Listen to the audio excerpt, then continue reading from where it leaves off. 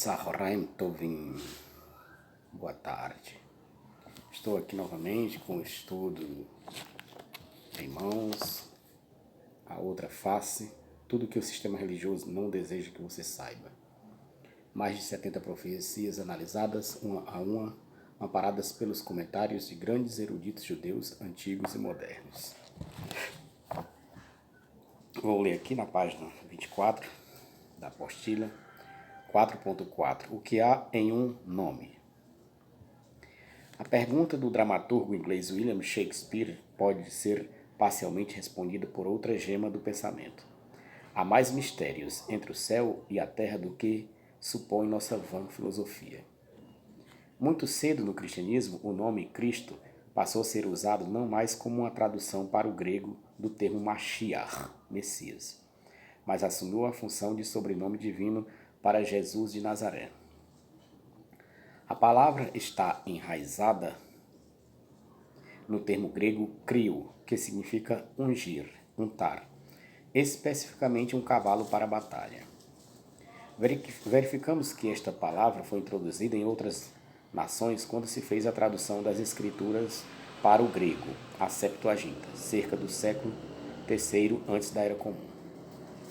Onde quer que no texto hebraico aparecesse a palavra Mashiach, ungido, os tradutores verteram-na para Christos. Ciro, o rei da Pérsia, foi chamado de ungido em Isaías 45:1. E no Salmo 105:15, a forma plural é usada com relação aos patriarcas. Nas escrituras judaicas, o termo Mashiach, ungido, limita-se em seu uso apenas ao rei judeu, aos sacerdotes, aos ancestrais dos israelitas e a Ciro. Já a palavra Christos vinha sendo usada há milênios entre as escolas de mistérios do Oriente, como nome e título de avatares e supostas encarnações de divindades. Tudo isso em épocas bem anteriores ao que supostamente Jesus teria vivido. A forma do nome Christos tem uma semelhança para lá de suspeita com inúmeras divindades egípcias. Tahut, mais conhecido como Thoth, tem sua forma latina como Mercúrio, e a grega Hermes. Thoth, no Egito, era conhecido como o deus da magia, o deus dos magos, e a palavra em si, quando vertida para o hebraico, significa sob, embaixo. A mesma raiz hebraica Tahat significa em lugar de e por extensão, substituto. Em latim, o termo seria inferus, de onde extraímos o termo português inferno, literalmente o lugar que fica abaixo, inferior. Entre os egípcios, Thoth era conhecido como o senhor de Ma'á. Ma'á ou Ma'at significa verdade, similar ao hebraico Emet. Ma'á, Heru, que significa palavras verdadeiras. É a base ao que parece para a forma latina Mercúrio. Mercúrio, ou Hermes, era conhecido como o deus da fala, da palavra, patrono dos oradores, conforme deixa transparecer mesmo o Novo Testamento. Chamaram Júpiter a Barnabé e Mercúrio a Paulo, porque este era o que falava. Atos 14, verso 12. A letra ou sinal hieróglifo egípcio KH é geralmente transcrito no grego pela letra E, pronunciada guturalmente como CH. O Keru dos egípcios seria então o Heru vertido para o grego, formado pelos sinais CHR. Estas consoantes formam, como vimos anteriormente, o famoso criptograma grego CH, transliterado CHR dos primitivos cristãos, que ainda hoje pode ser visto nas catacumbas de Roma e em muitos outros antigos monumentos cristãos. É crença generalizada que este monograma, usado também por Constantino, refere-se ao deus cristão Cristo, escrito em grego Christos, e isso em todos os documentos antigos. No Evangelho de João, capítulo 1, versículo 1, Jesus é chamado de Verbo, em grego o Logos, significando a palavra, uma clara alusão ao Mercúrio latino, deus da palavra, dos oradores e porta-voz dos deuses, ou ao Thoth egípcio, deus das profundezas, senhor da magia. Cabe também salientar que nas antigas escolas de mistério do Oriente, o termo Christos era usado mesmo séculos antes do cristianismo como uma referência às diversas encarnações de deuses que desceram à Terra para orientar seus seguidores. O mesmo termo já era usado com relação a Zoroastro, a semente das estrelas, em persa, cujo nome também pode ser interpretado como filho de Deus ou filho dos deuses. Eis aí parte da origem do culto a Jesus. Suas fontes não têm nada a ver com as Escrituras. São antes um vívido reflexo e ressurgimento de antigos mitos e cultos de mistérios, todos eles abomináveis de acordo com a Torá e os profetas. Levítico 19:31, 20, versículos 6 e 27, Deuteronômio 18, versículo 11 e Jeremias 27, versículo 9. 4.5. A origem de José como pai de Jesus. Por que as pessoas creem que a mãe de Jesus chamava-se Maria e seu marido José? Para sabermos a verdade, devemos investigar alguns eventos relacionados à história de Yeshua. Não esperamos com isso reconstituir fidedignamente toda a verdade sobre o mito de Jesus, visto serem muitos detalhes ainda confusos e até de aspectos lendários, mas temos certeza que existem outras opções além daquela de se aceitar cegamente tudo o que diz o Novo Testamento. O nome José, para o padrasto de Jesus, é fácil de se explicar. O movimento Notzri nazarenos era particularmente popular entre os samaritanos. Enquanto os fariseus aguardavam o Messias descendente de Davi, os samaritanos aguardavam o Messias que restaurasse o reino setentrional de Israel. Os samaritanos enfatizavam sua descendência parcial das tribos de Efraim e Manassés, que eram descendentes do patriarca Yosef, o José da Torá. Com o advento do cristianismo, ou melhor, da fusão da história quase lendária de Yeshua, já tratada aqui com alguns mitos regionais do Antigo Médio Oriente, as pessoas que passaram a crer nisso divulgavam entre os samaritanos estas narrativas de cunho popular, de forma quase que totalmente oral. Os samaritanos se consideravam-se Bnei Yosef, isto é, filhos de José. E visto muitos deles terem crido que o tal Jesus era seu Messias, passaram a ver nele o filho de José. A população de fala grega, que tinha pouco, se é que algum, conhecimento da língua hebraica aramaica e das verdadeiras tradições judaicas, podem ter facilmente confundido os fatos e crer que verdadeiramente Jesus era filho de um tal José. Esta conjectura pode ser facilmente atestada se notarmos que o nome do pai do José dos Evangelhos, de acordo com Mateus, é Jacó, exatamente como o nome do pai do José da Torá. Mais tarde, outros cristãos que entendiam que o Messias deveria ser descendente de Davi tentaram ligar José a Davi. Dessa forma, apareceram na tradição cristã as duas genealogias contraditórias de Jesus como apresentadas em Mateus e Lucas. Quando então surgiu no meio cristão que a ideia de que Maria deveria ser uma virgem, o José mítico foi relegado à simples posição de seu marido e padrasto de Jesus. 4.6. A origem mítica do nome Maria. A história que Miriam, era uma adúltera não foi obviamente aceita pelos primitivos cristãos. A história da concepção virginal foi certamente inventada para limpar o nome de Maria. Entretanto, a história dessa tal concepção virginal não foi criada pelos cristãos. Nascimentos virginais eram comuns entre as crenças pagãs no mundo oriental, como já é de conhecimento geral. Todos os personagens que seguem foram supostamente gerados por virgens. Rômulo e Remo, Perseu, Zoroastro, Mitra, Osíris Aion, Agdistes, Atis, Tamuz, Adonis, Coribas e Dionísio. A crença pagã sobre a união de deuses com humanas, virgens ou não, era ainda mais comum. Muitos personagens das mitologias orientais eram tidos como fruto dessas uniões. A crença cristã de que Jesus era filho de Deus com a Virgem era uma típica superstição greco-romana. Filo de Alexandria, século 30, antes da Era Comum, a 45 da Era Comum, já falava sobre a crença predominante entre os pagãos de uniões entre deuses e humanas. O falso deus Tammuz, sobre quem já falamos bastante neste mesmo capítulo, era adorado ao norte de Israel como filho da Virgem, Mirra. O nome Mirra lembra superficialmente o nome Miriam, Maria, e é possível que essa história mitológica em particular tenha influenciado a doutrina cristã do que qualquer outra. Assim como Jesus, Tammuz era sempre chamado Adon, Senhor. O deus Adonis, na mitologia grega, era equivalente ao Tammuz sírio.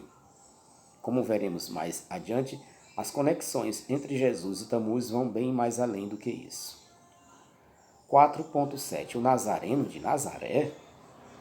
Os primitivos cristãos achavam que o Messias deveria nascer em Belém. Esta crença deriva-se de uma má interpretação de Miqueias 5.2, que simplesmente determina o ancestral mais antigo da linhagem davídica, justamente chamado pelo nome de Beit-Lehem, Belém. Por crerem que Jesus era o Messias, os primitivos cristãos automaticamente associaram seu nascimento à cidade de Belém. Mas por que cria-se também que ele vivera em Nazaré? A resposta é bastante simples. Os primitivos cristãos falantes da língua grega não sabiam o que a palavra nazareno significava.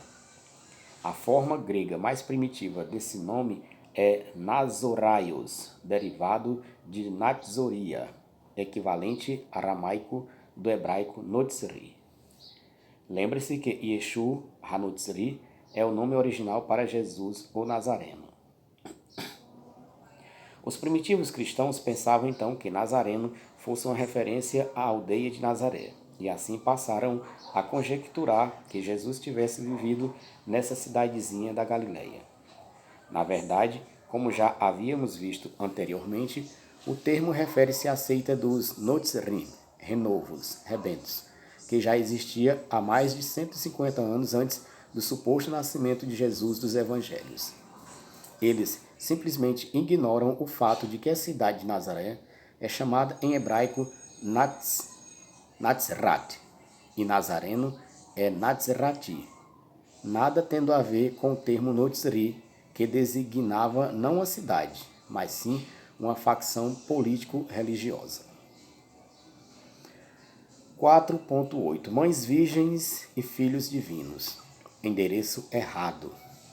Para aqueles que acreditam na Torá, na lei divina, escrituras hebraicas, a ideia de uma suposta mãe virgem tendo um filho gerado por um Deus é algo repugnante e inaceitável por vários motivos.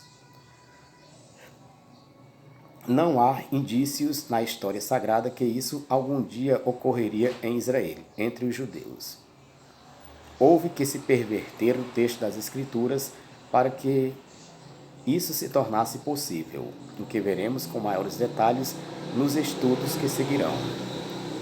Todavia, o cristianismo não conseguiu perverter o texto original, e sim apenas suas versões.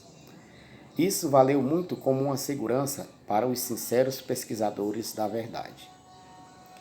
Quem crê no suposto nascimento virginal não está encarando as Escrituras nem como uma fonte doutrinária judaica, e muito menos como a palavra de Deus. Está encarando as Escrituras, na verdade, como uma obra comum, com influências pagãs.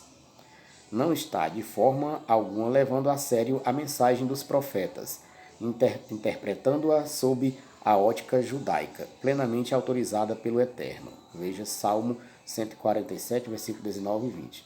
Mas sim interpreta pela perspectiva pagã e helenista do cristianismo. Não afirmamos com isso que uma concepção virginal fosse algo difícil demais para Hashem realizar.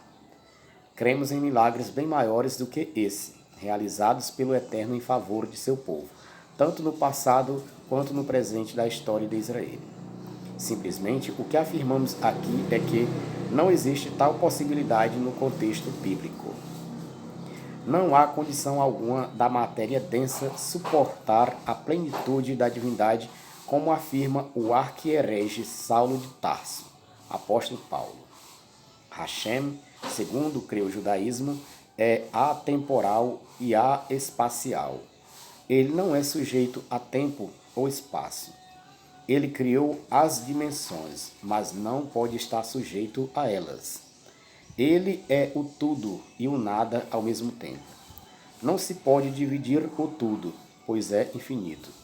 Também não se pode dividir o nada, pois é a negação de todas as concepções, a abstração absoluta, o nihil.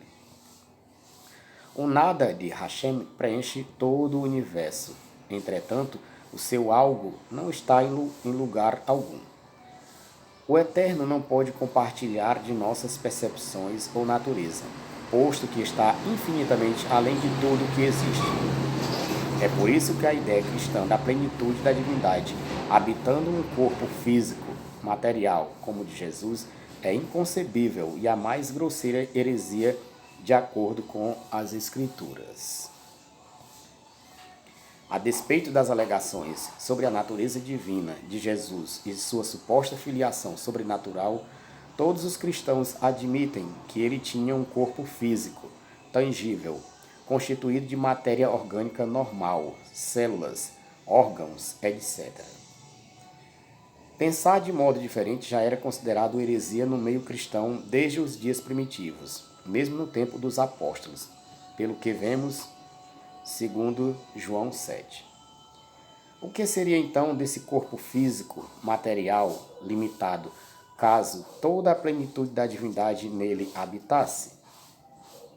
Tal concepção cristã não se estabelece, pois quando Paulo diz que nele, em Jesus, habita corporalmente toda a plenitude da divindade, Colossenses 2,9, temos aqui, na verdade, uma nítida negação de que Hashem é aquele que o céu e até o céu dos céus não pode conter.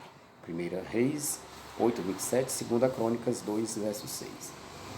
Como poderia então um mero corpo humano, mesmo o mais santificado que fosse, conter toda a plenitude da divindade? Diz também o salmista: se subir ao céu, tu estás lá. Se fizer minha cama no Sheol, tu ali também estás. Salmo 139, versículo 8. Com isto vem a pergunta: existe algum lugar que de Deus esteja vazio? É óbvio que não. Deus preenche todas as coisas, todo o universo, a expansão do ilimitado entre tempo e espaço. Deus não é um transgressor de suas próprias leis. O finito não pode conter o infinito. Temos aqui, além da impossibilidade racional, também a impossibilidade teológica, uma vez que o Deus eterno, habitando a matéria, nunca fez parte da fé de Israel, pois céu é o seu trono e a terra é o estrado de seus pés. Isaías 66, versículo 1.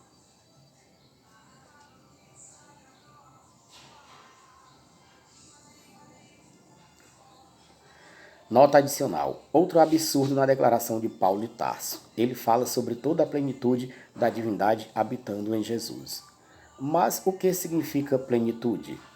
Totalidade. Além do absurdo teológico, o absurdo gramatical. Paulo diz, toda a totalidade.